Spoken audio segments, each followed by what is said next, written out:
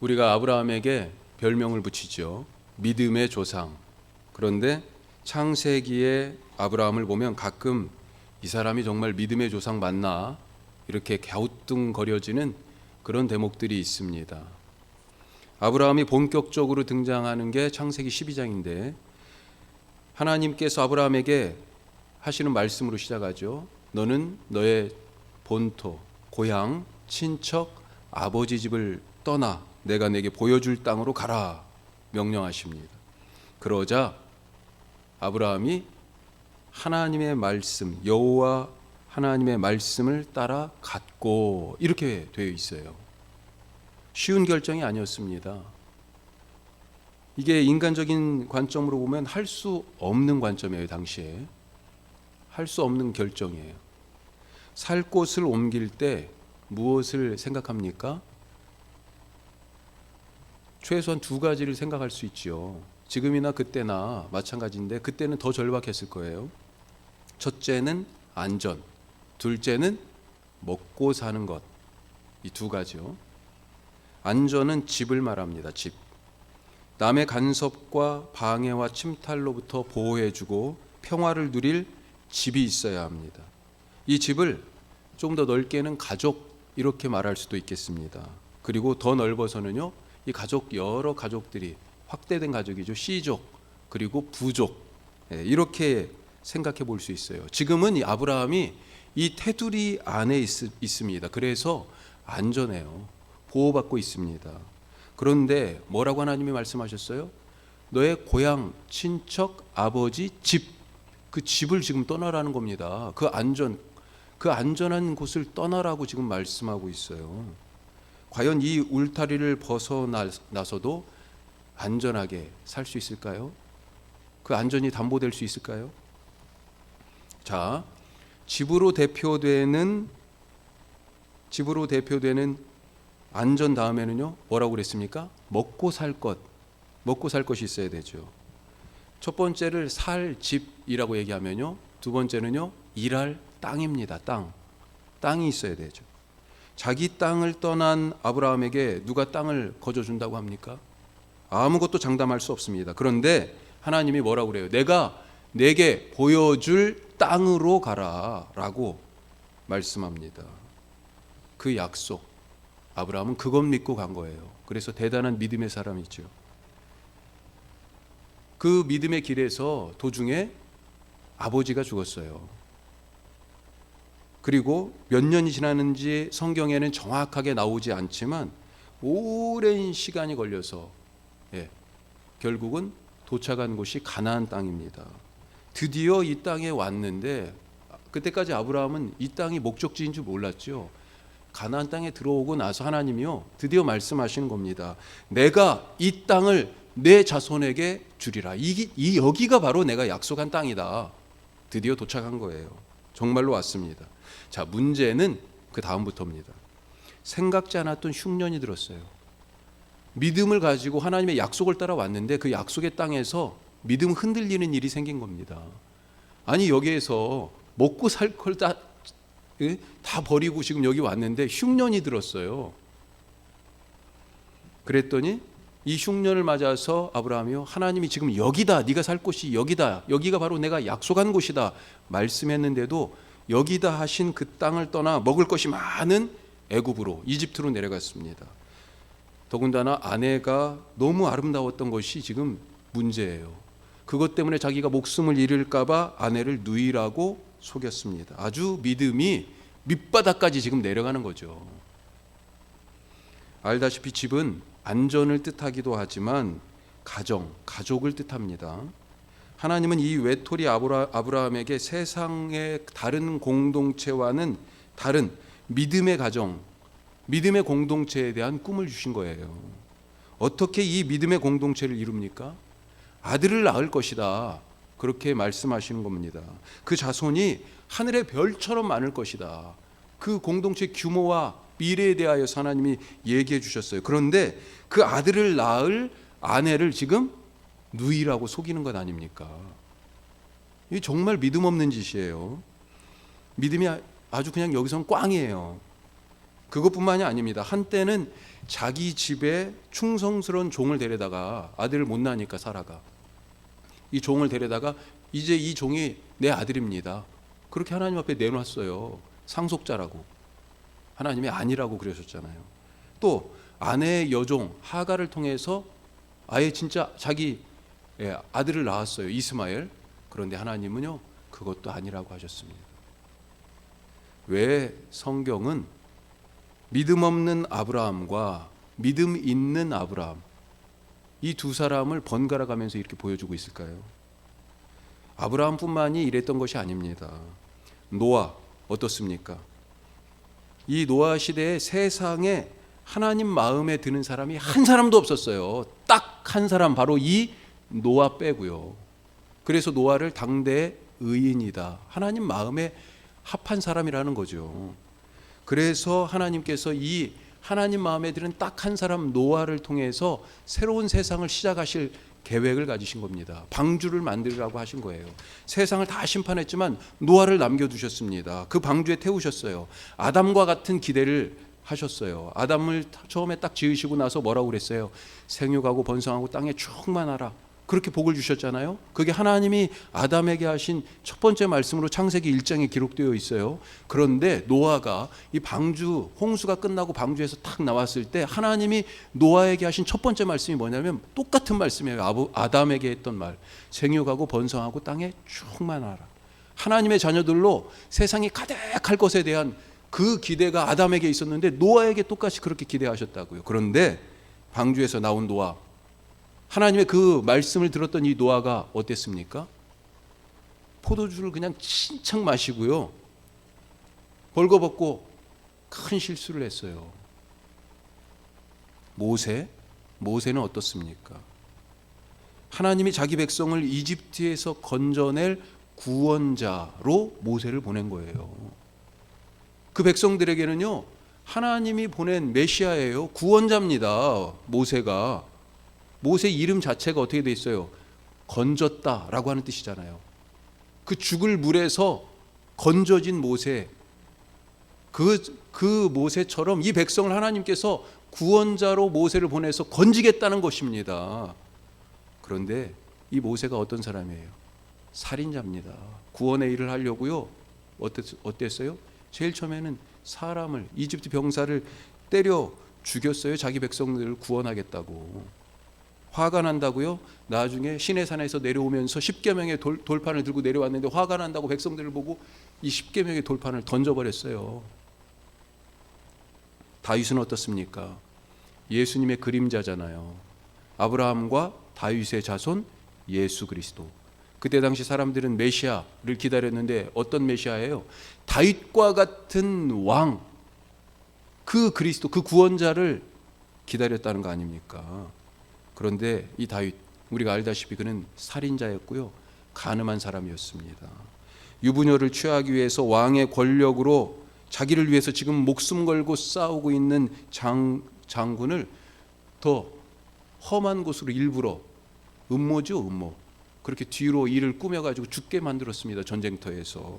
그리고 그의 아내를 자기 아내 왕비로 취했어요. 솔로몬은 어떻습니까? 지혜의 책, 세상에 누구보다도 지혜 있다라고 하는 솔로몬, 잠언, 전도서, 이런 책들을 썼습니다. 그런데 하나님이 주신 지혜로 그렇게 지혜롭게 판결하고 그 백성들을 다스리던 솔로몬이요, 나중에 그 수많은 정략 결혼의 대상이 되었던 이방 땅에서 온 여인들, 그 왕비들의 섬기던 이방 신들을 섬기는 우상 숭배에 동참했어요. 그러다가 나중에 뭐라고 얘기합니까? 전도서 1장에 보면요, 인생에 대하여 헛되고 헛되며 헛되고 헛되니 모든 것이 다 헛되다, 이렇게 고백합니다. 뭐가 헛되다는 것입니까? 하나님 없는 인생이 헛되다는 것을 다 늙어서야 이제 또 깨달았다는 거 아니에요. 아니, 그렇게 지혜 있다는 사람이 그렇게 살다가 다시 정말 하나님 없이는 아무것도 아니구나, 다시 안 거예요. 자, 지금 여러 사람들을 쭉 얘기했는데요, 정말 한 이름 하는 사람들 아니에요. 다 성경에서 하나님이 사람 보는 눈이 없어서 하나같이 이런 사람들을 다 택하신 것입니까? 왜 이렇게 이름만 들어도 위대한 노아, 모세, 다윗, 솔로몬, 오늘 말씀을 안 드렸지만 베드로 같은 사람도요 엄청나게 실수 많이 했잖아요. 이런 사람들의 허물을 성경이 왜 그대로 기록하고 있을까요? 믿음은 고정된 것이 아니라는 것입니다. 오늘 믿음이 있다고 내일도 믿음으로 산다고 장담할 수가 없습니다. 믿음은 과정입니다. 믿음은 과정이에요. 영적 성장의 과정이 우리 가운데 있습니다. 이들은 분명 어제는 믿음이 있었지만 오늘은 죄도 짓고 실수도 하고 하나님의 말씀도 잊어버렸습니다. 어제는 순종했지만 오늘은 하나님의 말씀을 거역하고 불순종합니다. 어제는 겸손했지만요 오늘은 하나님보다 더 높아진 그런 교만으로 살아가고 있고요. 어제는 사랑했지만 오늘은 흘기는 눈과 미워하는 그런 증오의 말을 막 쏟아내 놓고 있는 그런 모습이 지금 있는 거예요. 하지만 하나님은 이들을 결코 포기하지 않고 계속해서 이들을 붙잡고 이끄시면서 믿음의 성장을 위하여 도와주고 계시다. 이게 바로 지금 성경이 이 사람들의 삶을 통하여서 보여주는 거예요. 그래서 이들이 죄를 넘어서고 실수를 딛고 다시 일어서서 하나님의 말씀을 붙들고 더 단단한 믿음으로 영적 발돋움을 하도록 하나님께서 돕고 계시는 이야기가 바로 이 성경의 우리의 신앙의 선배들의 이야기입니다. 가끔 우리 자신을 보면서 어떤 생각이 들어요. 야, 정말 내가 믿음 없구나. 또 어떤 일을 막 하고 나서는요. 이거 이렇게 살지 않아야 되겠다고 다짐했었는데 이런 나의 모습이 너무 싫었는데 또 똑같은 실수를 또 똑같은 모습을 또 똑같이 행동하는 그런 모습을 보면서 나에게 실망할 때가 있지 않습니까? 이것이 우리만 그런 것이 아니다라고 하는 것입니다. 아브라함도 그랬고요. 모세도 그랬습니다. 다윗도 그랬고요. 베드로도 그랬어요. 예? 우리는 믿음이 없어서 그때 어떤 때는 하나님 손을 꽉 붙잡았다가도 어떤 때는 믿음이 없어서 하나님 손을 그냥 탁 놓기도 하지만 하나님은요 우리를 너무 믿으셔서 그 믿음이 변치 않으세요. 우리를 너무 믿으셔서 우리가 어떨 때든지 상관없이 항상 손을 붙잡아 계속해서 믿음의 길을 걸어가도록 그렇게 영적 발돋움을 하도록 이끌고 계시다라고 하는 것입니다. 지금 아브라함이 그런 과정 중에 있습니다. 믿음과 불신을 왔다 갔다 합니다. 그런데 하나님은요 하나님을 믿을 때 이 아브라함에게 뭐라고 말씀하셨습니다? 예? 뭐라고 말씀하셨어요? 여호와를 믿으니 이를 그의 의로 여기시고 이렇게 말씀하시잖아요. 믿을 때는요 참 의롭다, 참 내 마음에 딱 드는구나 그렇게 칭찬하고 격려하셨어요. 인정하셨습니다. 그런데 믿지 않고 하나님이 주신 땅을 떠나가지고 배고프다고 기근이 들었다고 더 먹을 것이 많은 이집트로 내려가거나 하나님께서 주신 아들이 있다고 하는데도 자기 종을 막 내세우고 또 여종을 통하여서 아들을 낳아가지고 하나님 여기 있어요. 얘도 내가 낳은 거잖아요. 막 이렇게 그렇게 믿음 없는 어리석은 행동을 할 때에도 하나님께서는 참아주시면서 아브라함을 변함없이 이끌고 계시다라고 하는 거예요. 아브라함은 믿음과 의심, 이 순종과 불순종 사이를 오락가락하지만 하나님은 변함없이 그의 손을 붙잡고 영적 발돋움을 하도록 인도하고 계셨던 것입니다. 그리고 오늘 이 말씀의 장면에서 마지막으로 아브라함의 믿음을 한 단계 더 업그레이드 시키시는 하나님을 우리가 볼 수 있습니다. 이 영적 발돋움의 순간 어떻게 보면요 나를 넘어뜨리는 시험처럼 보여요. 자, 오늘 말씀이 11절부터 읽었는데 사실은 오늘 말씀이 22장 1절부터 시작하죠. 자, 1절 이 이야기의 배경 하나님의 의도가 여기 숨어져 있어요. 한번 읽어보죠. 뭐라고 되어 있습니까? 22장 1절에서 뭐라고 시작해요? 그 일 후에 하나님이 아브라함을 시험하시려고 이렇게 되어 있습니다. 하나님이 아브라함을 시험하시려고 지금 그 산으로 인도하신 거예요. 하나밖에 없는 아들을 번제로 드리라라고 하는 이 명령. 이 명령 앞에서 정말 아브라함이 시험 들지 않겠습니까? 이런 하나님 믿을 수 있겠어요? 짐승을 죽여서 드리는 것이 아니라 지금 사람을 잡아가지고 드리라고 하잖아요. 그것도 자기 아들을. 여럿이 아들이 있는 게 아니에요. 아들 딱 하나 있는데 그 아들을 잡아서 번제로 드려라. 아들을 잡아드리는 이 제사는요, 이 예배는 나중에 몰렉을 신으로 섬기던 암몬 족속이 하던 종교의식입니다. 이 몰렉이요, 어떤 상을 갖고 있냐면요, 머리는 소예요, 소. 그리고 몸은 사람입니다. 이렇게 딱 신상이 있어요. 팔을 딱 이렇게 들고 있어요. 그러면 어때요? 거기에다가 이 아들을 올려놓는 건데, 이 신상이 뭐냐면 청동으로 만들었습니다. 그리고 밑에서 불을 떼요. 그러니 어떻게 되겠어요? 아주 그냥 벌겋게 달궈진 그런 신상이었던 거죠. 왜 그런 짓을 했어요? 부, 명예, 풍요함, 세상에서 바라는 소위 복이라고 하는 그것을 얻기 위하여 정말로 자기들의 이 아들까지도 이 신에게 드린다라고 하는 그런 거 아니에요. 그런데 하나님께서요, 이것을 뭐라고 나중에 말씀하시냐면, 이 아들을 드리는 이런 종교의식을 가증히 여긴다라고 하면서 철저하게 금하고 계세요. 레위기에 이 말씀이 나옵니다. 자, 지금 그런 요구를 하고 계신 이 하나님 말씀을 들으면서 아브라함이 시험이 될 것 같습니다. 이런 하나님이라면 필요 없다. 내가 지금까지 신앙생활을 하는 이유가 무엇이야? 여러 가지 의문이 들지 않았겠어요? 자, 그런데 시험을 잘 보려면 어떻게 해야 돼요? 문제를 잘 읽어야 되죠. 시험지를 딱 받아든 사람이요, 이 출제자의 의도, 이 문제가 무엇을 정말로 요구하는가라고 하는 것을 잘 읽어야 하지 않겠습니까? 시험의 의미를 몰라서, 시험지를 받기는 받았는데 이 시험의 의미를 몰라서 교회를 떠나고 하나님을 떠나고 신앙을 저버린 사람들이 있습니다. 시험 들어서요.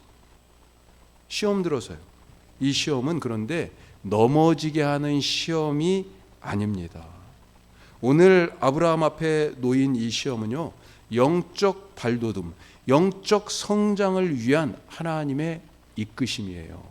우리가 시험이라고 얘기할 때 영어 표현으로 두 가지를 생각해 볼 수 있는데, 하나는 temptation, 유혹이라는 뜻의 시험을 생각해 볼 수 있고요. 또 하나는요, 테스트라고 얘기할 수 있어요. 테스트는 그걸 가지고 누구를 좌절시키려고 하는 거예요? 아니죠. 한 단계 한 단계 더 성장시키려고 하는 것입니다. 하지만 유혹, 템프테이션은 뭐예요? 그 유혹을 통하여 그를 못 가게 하고 주저앉히고 좌절시키고 낙심시키고 그를 나락으로 떨어뜨리게 하는 것이 바로 유혹 아니에요. 하나님은요, 지금 사람들을 그 유혹의 시험 가운데 던지는 게 아니고요, 한 단계 더 믿음의 삶을 세우기 위하여, 업그레이드하기 위하여 지금 시험하고 계시는 것입니다. 자, 오늘 지금 이 시험지를 아브라함이 받아들고 있는 것입니다. 이 시험지의 질문 중에서 우리가 딱 두 가지만 한번 생각해 보죠.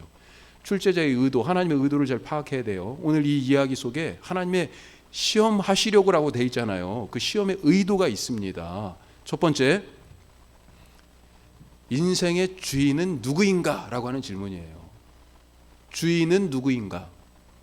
하나님이 지시하신 모리아산에 가서 이삭을 번제로 드리려고 나무를, 지금 지고 갔던 나무를, 그 나무 위에다가 이 아들을 딱 묶어놓고 칼을 뽑아가지고 막 찌르려고 하는 그 순간에 하나님이 다급하게 말리시면서 아무것도 그 아들에게 하지 마라, 아무것도 하지 말라고 그렇게 말리시죠. 자, 이 대목에서 하나님이 왜 시험했는지 그 이유를 말씀해 주고 계세요. 12절입니다. 자, 12절 같이 한번 다시 읽어요. 사자가 이르되 그 아이에게 내 손을 대지 말라, 그에게 아무 일도 하지 말라. 내가 내 아들 내 독자까지 내게 아끼지 아니하였으니 내가 이제야 내가 하나님을 경외하는 줄을 아노라. 아멘. 왜 이삭에게 손을 대지 말고 아무것도 하지 말라고 하셨습니까? 하나님이 하나밖에 없는 아들조차도 아끼지 않은 아브라함, 그것을 보시고 그 아끼지 않고 자기 아들, 이 하나밖에 없는 아들을 내놓는 아브라함, 그것을 보시고 지금 아무것도 하지 말라고 하신 것입니다. 이 아들은요, 아브라함의 아들이 아니에요.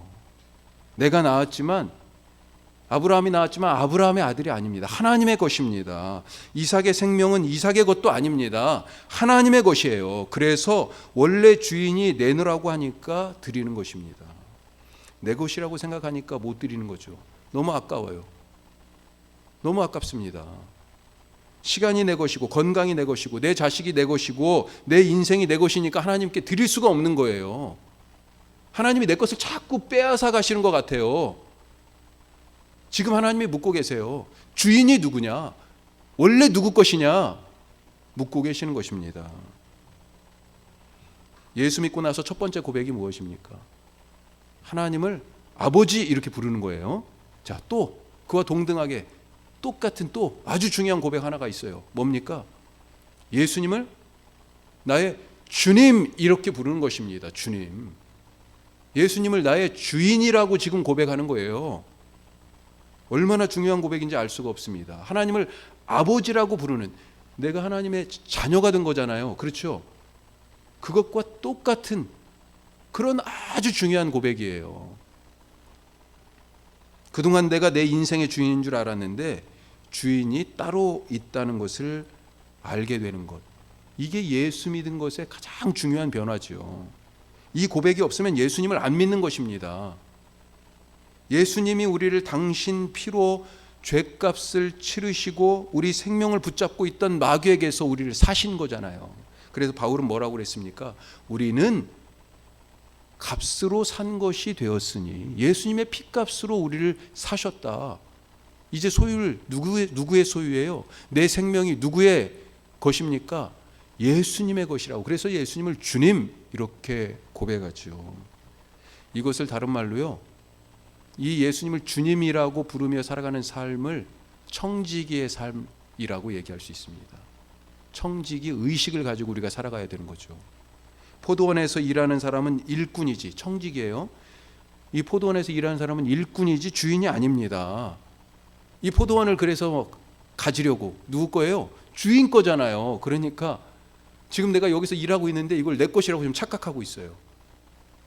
그래서 주인 건데도 불구하고 이 포도원을 가지려고 주인이 보낸 종들도 죽이고, 심지어는 주인의 아들을 보냈는데 이 아들까지도 죽였다라고 하는 그런 얘기를 예수님이 해주시잖아요. 이 포도원 누구 거예요? 우리가 하고 있는 일 누구 겁니까? 내가 하고 있는 사업 누구 거예요? 내 거예요 다? 그것에 대하여서 지금 아브라함에게 질문하고 계시는 것입니다. 시험 문제가 바로 그거예요. 아브라함은 알았습니다. 이 아들이 하나님의 것이구나, 하나님의 아들이구나. 우리는 뭐라고 이 시험지를 받아들고 뭐라고 답을 적을 것입니까? 자, 두 번째 시험이 있습니다. 자, 2번 문제가 뭐예요? 가장 중요한 것은 무엇인가? 내 인생에 있어서 가장 중요한 것은 무엇인가? 원래 아브라함에게 하나님이 지시하신 것이 무엇입니까? 2절 앞으로 넘어가서 2절을 한번 보죠. 자, 2절에 뭐라고 돼 있어요? 여호와께서 이르시되 내 아들 내 사랑하는 독자 이삭을 데리고 모리아 땅으로 가서 내가 내게 일러준 한 산 거기서 그를 번제로 드리라. 이게 지금 하나님의 명령이에요. 지금 이것 때문에 이게 지금 시험지예요. 여기에 지금 시험 여러 가지 지금 시험의 질문들이 담겨져 있습니다. 근데 원래 이 하나님의 명령은 뭐예요? 우리는 여기에서요, 사실은 다른 것에 지금 막 눈이 갑니다. 모리아 산에 가서 또 내 아들을, 내 독자 이삭을, 이런 부분들이 자꾸 눈에 가요. 그런데 원래 하나님의 명령은 뭐예요? 가서 번제를 드려라, 예배해라 라고 하는 것입니다. 그런데 우리는 그것에 관심이, 그 예배라고 하는 말은 어디로 갔고요? 관심이 어디에 쏠려요? 다른 것에 쏠립니다. 번제를 드리는 장소, 혹은 무엇보다도 이 번제에 쓸 재물, 이것이 더 중요한 관심사가 되어버렸습니다. 예배의 장소가 그렇게 중요합니까? 우리가 지금 서로 이 예배당에서 몇 분, 그리고 각각의 지금 가정에서 이렇게 흩어져서 예배를 드리는데, 어느 때보다 예배에 같이 모여서 드리는 것 정말 중요한, 너무나 중요한 일이다, 그렇게 절감하게 되는 때잖아요. 그런데 예배 장소가 그렇게 중요해요? 이것 가지고 싸운 이야기가 요한복음에 있습니다. 유대인들은 예루살렘에서 예배 드린다고 거기가 예배 진짜 드릴 곳이라고 하더군요. 사마리아의 여인이 그렇게 얘기하죠. 그런데 우리 조상들은 바로 이 산, 여기 그리심산에서 예배 드려야 된다고 가르쳤거든요. 어디에서 예배 드려야 되는 거예요? 어떤 게 맞는 겁니까? 이거 가지고 유대인들, 사마리아인들이 계속 다퉜다는 거 아니에요. 소위 말하는 교리 논쟁을 하고 있었다는 것입니다. 그런데 예수님은요, 뭐라고 대답하셨어요? 영과 진리로 예배 드리는 것이 그게 진짜 예배다. 그게 예배의 핵심이다. 무슨 말씀입니까? 진리의 영이신 성령, 영과 진리, 진리의 영이신 성령님이 그 사람 안에 있으면, 그가 영과 진리로 충만하면 그 사람이 어디에서 예배를 드리든 하나님이 받으시는 예배가 된다. 진짜 예배는 바로 그거다. 왜 그렇습니까? 우리 몸이 바로 하나님이 거하시는 성전이니까. 예루살렘 성전, 사마리아에 있는 그들의 쌓은 단, 이게 지금 중요한 게 아니고요. 거기에 진리의 성령님이 계시느냐라고 하는 거죠. 그 사람 안에 하나님의 진리의 영이 거하시니 그가 영과 진리로 예배하게 되고 하나님이 그것을 받으신다는 거예요. 아브라함이 여호와의 명령을 듣고 머뭇거리지 않고 다음 날 아침 일찍 일어나서 나무를 쪼개서 길을 떠났습니다. 지금 뭐가 하나 문제예요? 뭐가 지금 걸리고 있어요? 지금은 이 상황에서 아브라함은 장소는 별로 신경이 안 쓰여요. 아브라함이 지금 제일 신경 쓰이는 건 뭐예요? 번제물이 될 아들. 이게 지금 자꾸 신경 쓰이는 거죠. 하지만 아브라함이요, 그 시험을 이겨냈습니다. 아브라함은 아들을 죽이러 가는 것이 아니라 깨달았어요. 3일길을 걸어가면서, 그래, 나는 아들을 죽이러 가는 게 아니고 하나님께 예배하러 가는 거야. 예배하러 가는 거. 아브라함은 하나님의 명령을 이해한 것입니다. 이 시험지가 원래 의도하는 출제자의 의도를 안 거예요. 제물이 될 아들에게 집중하지 않고 예배를 받으실 하나님께 집중했습니다. 예배가 내 인생의 가장 중요한 것, 내가 가장 목적으로 삼아야 할 최고의 인생의 목적이 바로 하나님을 향한 나의 삶, 예배구나 라고 하는 것을 지금 안 거예요. 하나님도 이것을 아셨습니다. 지금. 그래서 12절에서 아까 우리 다시 한번 읽었습니다만 12절 뭐라고 그래요? 그 끝에 내가 그렇게 내 독자 이삭도 아끼지 않았는데 내가 이제야, 아브라함, 네가 나 여호와를 경외하는 줄, 진짜 예배하는 줄, 내가 인생에 있어서 최고의 목적이 너에게 되는 것을 이제 알았구나. 하나님이 감격하셨어요. 감격하셨어. 이 아브라함의 예배에 하나님께서 지금 감격하셔요. 여기서 이 자리에서, 이 자리가 지금 뭡니까? 아브라함이 있는 이 모리아산에 지금 이 자리가 예배 드리는 자리잖아요. 예배 지금 순서가 진행되고 있는 중이잖아요. 그렇죠? 제물로 지금 아들이 나무 위에 딱 묶여가지고 지금 올라가 있었고 막 지금 잡아 죽이려고 하고 있는 순간이었잖아요. 이 바로 예배 드리고 있던 이 아브라함이요, 하나님을 그 자리에서 만나잖아요. 어떤 하나님입니까? 나보다 더 열심히 예배를 준비하고 계셨던 하나님을 만나는 거예요. 나보다 더 열심히 내 인생을 계획하고 내 삶의 복을 주시려고 하나씩 한 보따리씩 계속 준비하고 계신 그 하나님, 여호와 이레 준비하신 하나님을 만난 거예요. 내가 준비한 재물이 저기 있다. 양이 저기 있잖아요. 그렇죠? 이렇게 아브라함은 바른 예배를 통해서 한 번 더 영적 발돋움을 하게 됩니다. 우리가 지금 코로나라는 이 상황을 만나고 통과하고 있는데 이것이 결코 우리를 무너뜨리는 시험이 아닙니다. 하나님께 더 가까워지는 영적 발돋움을 위한 은혜의 기회인 것을 아실 수 있길 바랍니다. 우리가 때로는 칭찬할 만한 그런 믿음을 보일 때도 있지만, 반대로 어떻게 보면 더 많은 경우 의심하고 불순종하고 교만하고 그래서 넘어지고 자빠질 때가 있습니다. 그런데 감사하게도 하나님은 그때마다 우리를 다시 일으켜 세워서 더 높은 곳에 데려다 세우셔요. 아브라함도 우리처럼 믿음과 의심 사이를, 순종과 불순종 사이를 그렇게 오락가락 왔다 갔다 하면서 넘어지기도 하고 좌절하기도 하고 실수하기도 하고 죄를 짓기도 하고 그랬지만요, 하나님께서요 다시 일으켜 세우고 다시 씻기시고 다시 새롭게 하시고 다시 강건하게 하셨습니다. 어쩌면 믿음의 삶은 그런 점에서 직선이 아니고요, 직선이 아니고 나선형일 것이다, 그렇게 생각합니다. 뭐예요? 직선은 그냥 무조건 쭉 가는 건데, 나선형은요 이렇게 갔다가 다시 퇴보하는 것 같아요. 그런데 다시 가는 거예요. 다시 또 가는 거고요. 이렇게 뒤로 가는 듯 하지만 하나님께서 다시 가도록 인도하신다는 거예요. 지금 하나님은요 우리의 믿음을 한 단계 더 끌어올리려고 하고 계십니다. 아브라함처럼 하나님의 주인 되심을 인정하고 오직 하나님이 먼저가 되어서 예배가 내 삶의 바탕이요 중심이 되는 그런 삶을 살아 주님께 한 걸음 더 가까워지는 영적 발돋움이 있는 그런 영적 성장을 이루는 2021년 되실 수 있기를 주님의 이름으로 축복합니다. 기도하겠습니다.